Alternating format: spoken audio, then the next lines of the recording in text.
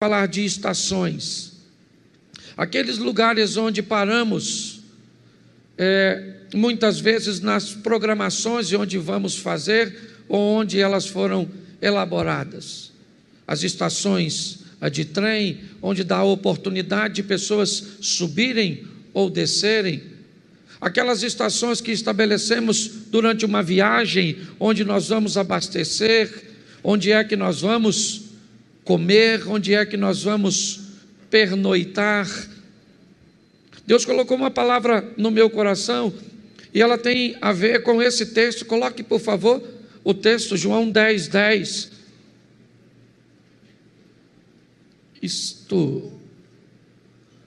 O ladrão não vem senão a roubar, a matar e a destruir. Eu vim para que tenham e a tenham com...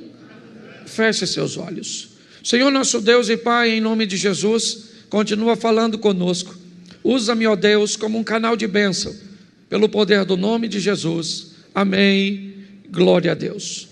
Desde o início do ano, nós trouxemos para a igreja uma proposta de recomeço, de retomada, de realinhamento, de fazer com que a igreja retomasse aquilo que perdeu, realinhasse seu comportamento, revisse seus conceitos, rompesse com algum de seus paradigmas.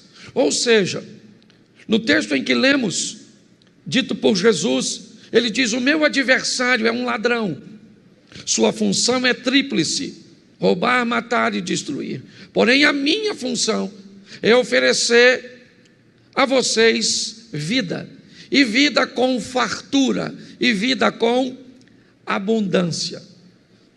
Minha proposta hoje é mostrar para você que ao longo da sua caminhada, obrigado, Daniel, ao longo da minha e da sua caminhada, algumas estações precisam ser estabelecidas, lugares por onde nós vamos passar, posicionamentos que vamos ter que tomar ao longo da caminhada, para que se cumpra essa palavra de Jesus.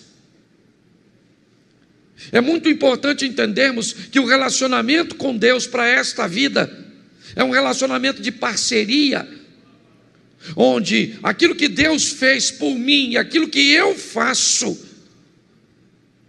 vai estabelecer tudo aquilo que vai se realizar mais à frente. Por isso eu peguei, antes de estabelecer um lugar de chegada, ou seja, de alcançarmos, de chegarmos, de concretizarmos, de realizarmos, nós precisamos identificar que algumas estações, ou seja, alguns posicionamentos precisam ser tomados. E eu rapidamente vou falar dos 5 que eu separei. O primeiro é direção, o segundo é força, o terceiro é resistência, o quarto é velocidade e o quinto é poder. Quando nós estabelecemos isso na nossa vida, inevitavelmente nós criamos um processo, cujo qual nós vamos delinear entre o meu ponto de início, o meu ponto de partida e onde eu quero chegar, onde eu pretendo chegar. Ao estabelecer a nossa direção, nós vamos começar a delinear nossa trajetória, nossas prioridades, nossas companhias. Quando nós estabelecemos a nossa direção, nós vamos entender que pessoas farão parte de nossa agenda, outras pessoas farão parte de nosso destino. Nós vamos parar de canalizar forças para momentos que são apenas transitórios e passageiros, para pessoas ou situações que não fazem parte do nosso destino, mas sim do nosso momento. E não que o momento não seja importante, e na verdade o é, mas muitas vezes choramos por vermos pessoas ou situações partirem da nossa vida, que na verdade elas não fazem parte de nosso destino, mas apenas de um agendamento pontual da nossa caminhada. Existem, e nós precisamos entender que esses destinos são espirituais e físicos. Quando nós olhamos para isso, nós precisamos entender que a nossa direção vai ser muito influenciada, mas muito influenciada pelo meio de convívio que nós estabelecemos. Na vida só há duas direções. E aliás, nas duas vidas que temos. Pastor, por que o senhor está dizendo que existem duas vidas? Porque Apocalipse diz: ao que vencer não receberá o dano da segunda morte. Se a Bíblia diz que tem duas mortes, é porque tem duas vidas. E uma delas é espiritual, que define o destino, que pode ser céu ou inferno. E outra vida é física, que define o que você vai viver, felicidade ou infelicidade. A proposta que Deus tem para mim e para você, que eu quero hoje transmitir para você, é que você define entre as duas possibilidades do mundo espiritual, céu ou inferno. Pastor, não tem uma terceira? Não tem. Ou é céu ou é inferno. Eu queria ser uma alma penada, não queria ir para lugar nenhum. Não rola. Sua direção ou é céu ou é inferno no mundo espiritual. No mundo físico, sua direção ou é felicidade ou é infelicidade. É assim que funciona.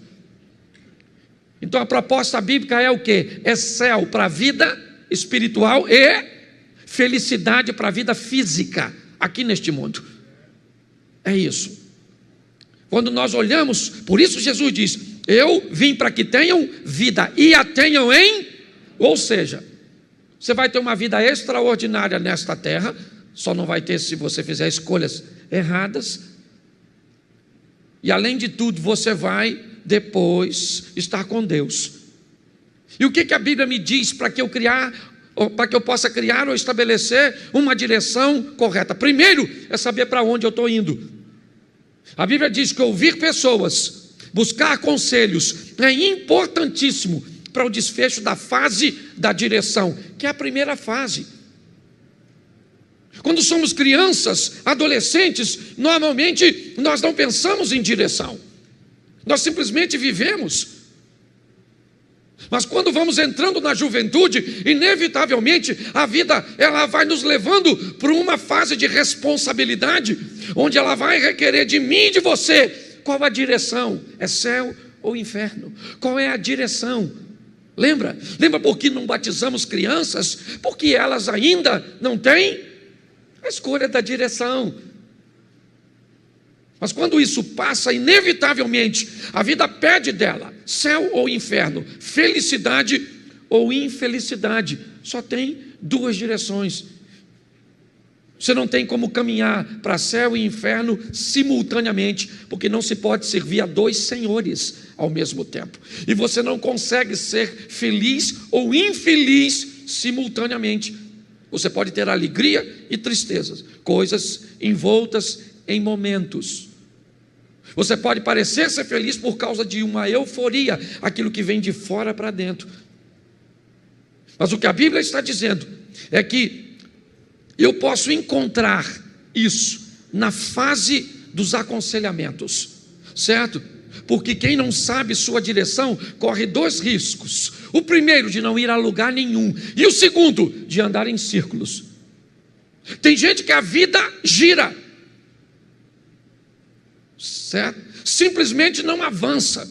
Você encontra alguém hoje e você encontra ele daqui a 10 anos e ele está no mesmo lugar. E ele tem movimento, ele só não tem ascensão, ele só não tem crescimento, ele só não tem avanço. E não é disso que eu estou falando. Eu estou falando de glória em glória, de fé em fé, para que amanhã seja melhor do que hoje, para que a manifestação de Deus amanhã na nossa vida seja superior àquilo que nós estamos vivendo hoje. Quem não tem direção, você pergunta para ele onde ele se vê daqui a 5 anos, ele não sabe. Esse dia eu estava mostrando o terreno da igreja para alguém, e alguém me perguntou: pastor, onde o senhor se vê daqui a 5 anos? Eu falei: dentro da igreja aqui, pregando para 2.500, 2.800 pessoas. Quem não tem direção, não tem perspectiva de futuro. Então, a Bíblia diz que eu preciso ouvir pessoas e buscar conselhos, mas presta atenção em Provérbios 11:14, Coloca para mim, por favor, Provérbios, capítulo 11, verso 14. Eu vou dar mais uns 4 ou 5 versículos, então, por favor, fique atento, eu acabei não combinando com vocês. Provérbios 11, 14. Isso. Vamos lá? Não havendo sábia direção ou sábios conselhos, o povo, mas na multidão dos... preste atenção, você precisa de conselho, sim ou não? Sim ou não? Mas de que tipo de conselho? De gente sábia. Ok? Para você ter uma boa direção, você tem, certo? Que buscar viver perto de quem tem sabedor, porque conselho de cabeça de bagre não vai te levar a lugar nenhum. Quanto mais rápido você descobrir qual é a direção, para onde você está indo, qual é o seu fim, qual é o seu destino, onde você se vê daqui a 5 anos, a 10 anos. Pastor, isso é se preocupar com o futuro? Não, isso é planejamento de vida. É assim que funciona, tanto no mundo espiritual, quanto no mundo físico. Está lá, a água nos artelhos, a água nos joelhos, a água nos lombos, a água, certo? E depois eu não consegui. O que é isso? Isso são níveis. E nós precisamos entender e olhar para esse ambiente. Porém, já que eu estou falando de caminhada e de vida, tome cuidado, porque ao longo da vida, você pode encontrar sábios, pessoas sábias que estão perdidas. Então, às vezes, você pode receber um conselho extraordinário de um bêbado. Esse dia, eu ia dar aula num local, ia ministrar uma aula, chegou um camarada na minha casa, e ele me deu uma aula extraordinária, alguém que eu não imaginava que ia me ensinar tanto, me ensinou naquele dia. Mas cuidado, porque você pode receber um conselho de loucos que têm direção. Preste atenção, na vida você pode encontrar sábios que estão perdidos e vão te dar um conselho sábio, e loucos que têm direção e que vão te levar para mais longe de Deus do que você pode imaginar, porque estão envoltos em seus resultados. Lucas 12, 20, coloca para mim isso, e vai dar o entendimento do que Jesus está dizendo. Lucas 12, 20, eu não sei se eu consigo falar de todos os pontos aqui, mas vamos lá. Mas Deus lhe disse: louco, esta noite te pedirão a tua, e o que tens preparado para quem será? Essa é uma história que Jesus está contando de alguém altamente rico, altamente focado e direcionado, alguém que está disposto a ganhar o mundo. E se você fosse olhar para esses resultados, se você ficar olhando na igreja, na sua vizinhança, no seu ambiente de trabalho, para gente que só alcança resultados físicos, cuidado, porque você pode querer imitá-los e perder sua alma. O que a Bíblia diz é: ganhe o mundo sem perder a alma. Por isso cuidado, porque está assim de gente louca, dando conselho para os outros, e ele tem o resultado dele para mostrar para muitos. Por isso defina o mais rápido possível qual será seu destino. Pastor, o meu destino é o céu, e tu anda com quem vai para o inferno? Defina seu destino e quem são seus companheiros de viagem. Que tipo de destino você traçou para você aqui nessa terra? Busque andar com pessoas que estão indo para onde você está indo, que estão fazendo aquilo que você almeja fazer. Muitas pessoas não conseguem chegar em lugar nenhum, simplesmente porque não tem um senso de direção. Descubra a direção mais rápido possível. Descubra quem está indo para o mesmo lugar, porque é simples. Se você planeja ir para a Central do Brasil, aqui em Xerém passa ônibus que vai para a Central? Sim ou não? Passa. Ele é que cor? Que cor?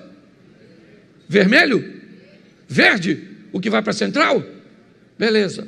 Mas aqui passa um ônibus que me parece que também é verde e que vai para o Amapá, para Nova Iguaçu. Então, antes de entrar no ônibus, você descobre o quê? Qual é o seu?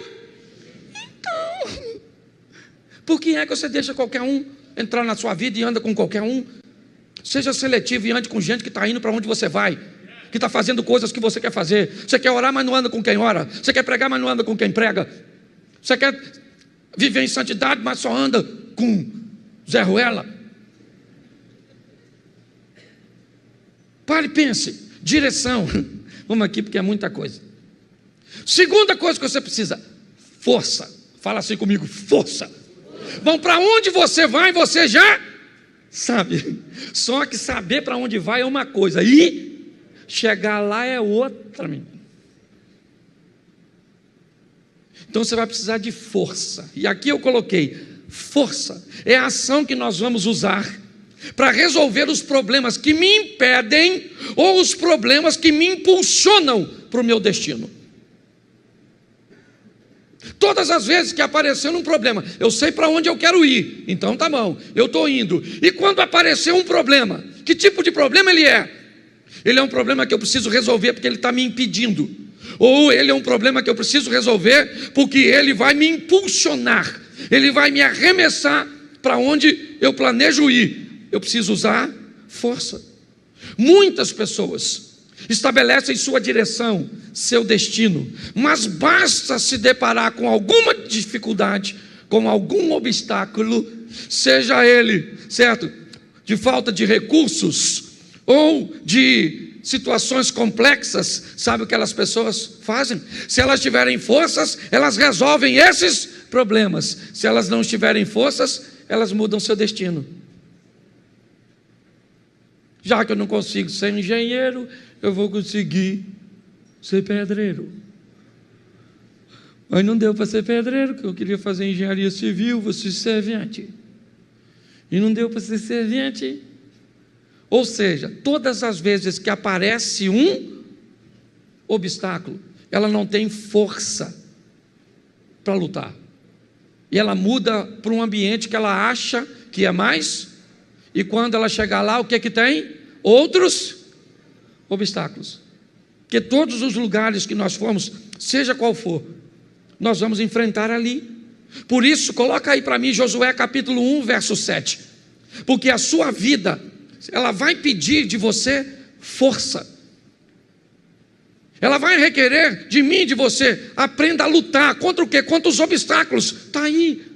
Olha só. Então somente esforça-te e tem muito bom ânimo para teres o cuidado de fazer conforme toda a lei que meu servo Moisés te ordenou.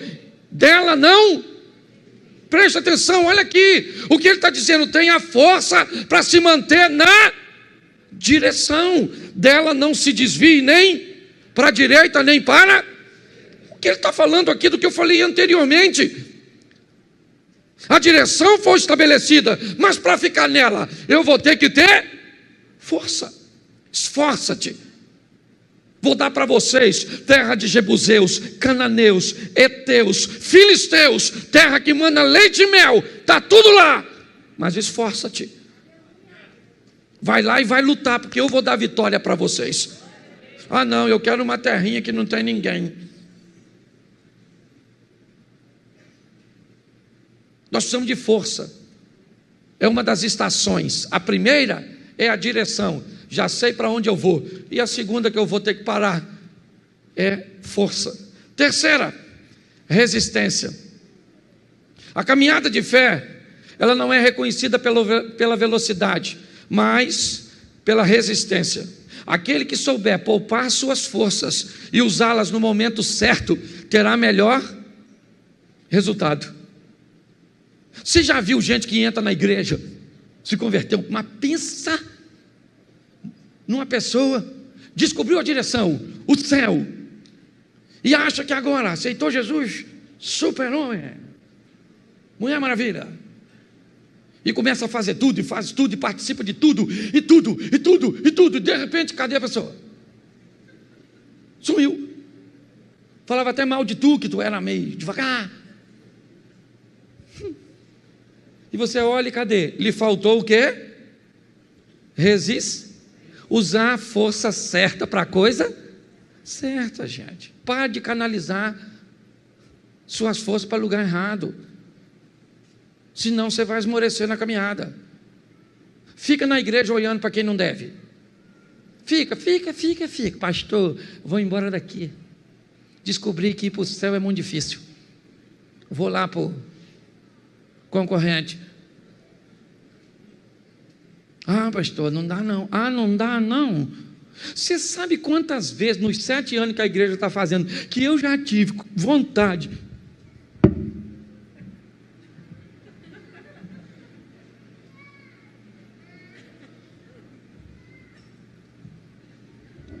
Um montão. Tem gente que bate nas minhas costas ali, pastorzão. E por trás.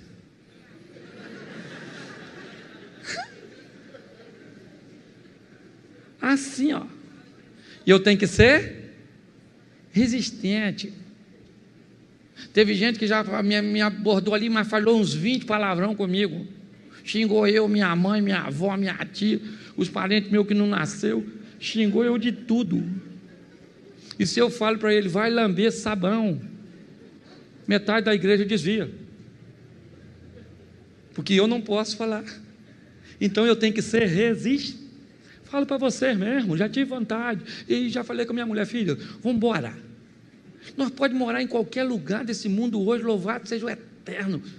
Nossos filhos já estão criados aí, certo? Vamos embora, eu e você, no mundo afora. Balão mágico, uma coisa desse tipo. Mas aí eu paro para pensar, Cláudio, lembra quando minha cadela morreu? Lembra, Lolô morreu? Lolô morreu, veio a óbito, perdemos Lolô. E aí então, eu falei, nossa, sofri tanto por causa de Lolô, que eu falei, não quero mais cachorra, chega, nunca mais. E o Espírito Santo falou ao meu coração, está machucadinho, não quer mais não, só por causa de uma decepção ruim, ou por uma situação ruim. Meu irmão, resistência, use a força certa. Você tem um pedaço de pau em casa, certo? E você tem um chinelo, se parece uma barata, você pega o quê? O quê? Mas o pedaço de pau é mais forte. Por que você bate o chinelo? Porque o problema é pequeno, então você resolve o chinelo, certo? Tem gente que não resolve, sai de casa. O que tem lá? Um monstro. Nossa, quem é? Uma barata. Sangue de Jesus tem poder. Mas se aparecer uma cobra na sua casa, você pega o chinelo? Você pega o quê? Porque você tem que usar as forças certas para resolver a coisa certa. Para de potencializar a coisa pequena. Senão você vai jogar a sua resistência no lixo. Tem que ser resistente. Efésios 6,13. Coloca aí. Já estou quase terminando. Pensei que já estava aqui. Efésios 6,13. Preste atenção. Glória a Deus, Efésios capítulo 6, verso 13. Portanto, agora não estava lendo aquilo mesmo não, irmão. Portanto, tomai toda a armadura de Deus para que...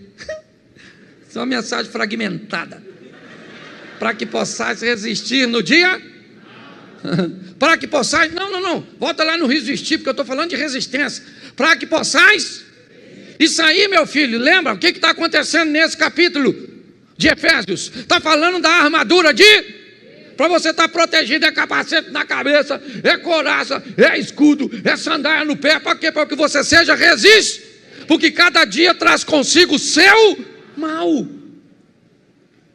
Você quer chegar, querido, no final? Seja resiste. Porque está assim de gente falando pelo caminho. Sim ou não? É gente divorciando. Você já teve vontade de divorciar? Não fala não, você que é casado. Provavelmente você já teve vontade de matar seu cônjuge dormindo. Certo? Mas você foi resiste? Sim ou não? Isso, vamos lá, vamos adiantar aqui. Quarto, então primeiro vamos voltar lá no início. Você tem que ter direção, depois você tem que ter força, depois você tem que ter... E aí, se você chegar até aí, você define a velocidade. E eu confesso que eu fiquei desapontado quando me deparei com esse texto de Números 13, 25. Eu já tinha passado por esse texto dezenas de vezes, mas eu nunca tinha parado para ver sob essa perspectiva. Números 13, 25. Depois, voltaram ao fim de quantos dias? Quantos dias? Se esses caras voltam de espiar a terra depois de 40 dias, se eu quiser fazer qualquer tipo de conta, vai ficar, certo? Pequeno. Sim ou não? Sim ou não? Sim. Se ele levasse 20 dias para ir, mais 20 para voltar. Se levou 15 para ir, 15 para voltar, 10 para espiar. Se levou 40 para ir, 5 para espiar, 40 para voltar. Seja qual for, a conta compromete algo muito sério: a velocidade.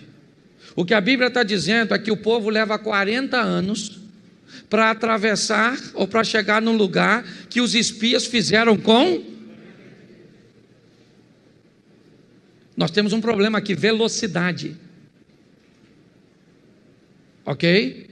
Velocidade. Muitas pessoas se perdem porque ficam a vida toda lutando por um propósito. Cuidado com isso, porque quando Deus diz, vai lá e espia, eles estão 40 dias, 60 dias, que tivesse um ano distante de onde Deus preparou para eles, e eles levam 40.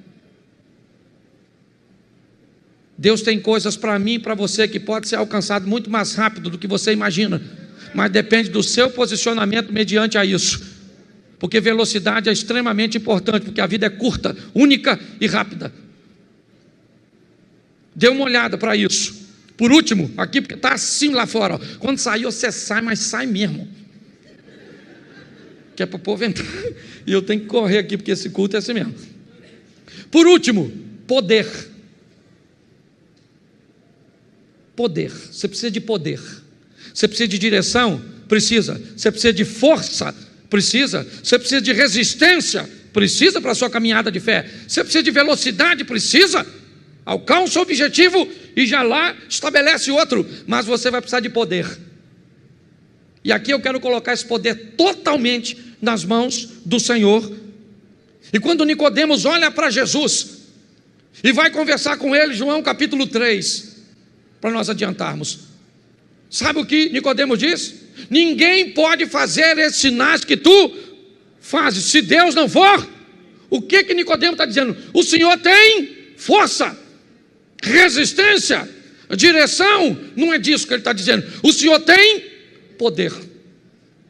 Quando olham para Saul, com os melhores músicos na sua corte, e um homem diz, conheço um filho de Jessé, o belemita, sabe tocar bem, bom de palavras, valente, de boa aparência, e o melhor, Deus é o que Davi tinha que os outros músicos não tinham na casa de Saul: poder. Poder. O que José tinha na casa de Potifar do Egito? Poder. Potifar viu que o Senhor era com ele. O que Daniel tinha na Babilônia? Poder. Os sábios disseram, olha, ninguém pode atender o seu pedido, nenhum rei jamais pediu isso, porque o que você está pedindo só os céus sabem. E Daniel chegou e mostrou que os céus sabiam, porque tinha poder. Você quer chegar onde você deseja? Aprenda que tem poder nos céus para ser liberado para você e para mim, para colocá-los em uso aqui nesta terra. Aqui eu fecho dizendo o seguinte: você hoje pode começar a sua caminhada de maneira certa, usando todas essas estações. Você hoje pode definir em qual estação você se encontra e que talvez te paralisou, e você não consegue passar dela. Pastor, eu tenho direção, eu tenho até força, mas minha resistência é fraca, e eu fico migrando. Defina onde você está. E a terceira, organize a sua caminhada, para que você consiga agilidade na conclusão. Muita gente, eu conheço assim de gente, está há muito tempo lutando por uma coisa, e não sabe se é o que Deus quer, está na hora certa, se faz, se não faz, e aí fica migrando, porque quem não sabe para onde vai, acaba não indo a lugar nenhum.